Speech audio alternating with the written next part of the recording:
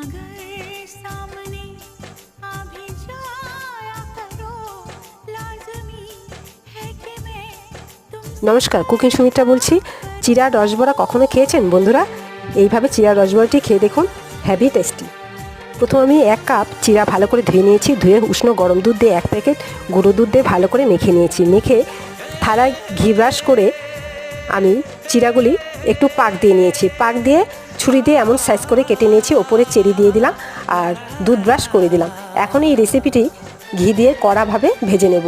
2 চামচ ঘি দিয়েছি, কড়া করে ভেজে নিতে হবে। বন্ধুরা, এই রেসিপিটি অবশ্যই বাড়িতে একদিন তৈরি করে খাবেন, হেভি টেস্টি লাগবে। আর ভালো লাগলে আমার এই রেসিপিটি লাইক, কমেন্ট, সাবস্ক্রাইব করে দেবেন। নতুন বন্ধুদেরও বলছি, আমার চ্যানেলটিকে অবশ্যই সাবস্ক্রাইব করে আমার পাশে থাকবেন। আর রেসিপিটি সম্পূর্ণ দেখে কেমন লাগলো অবশ্যই আমাকে কমেন্ট করে জানাবেন। আর একটি লাইক করতে ভুলবেন না। আবার দেখা হবে। ধন্যবাদ।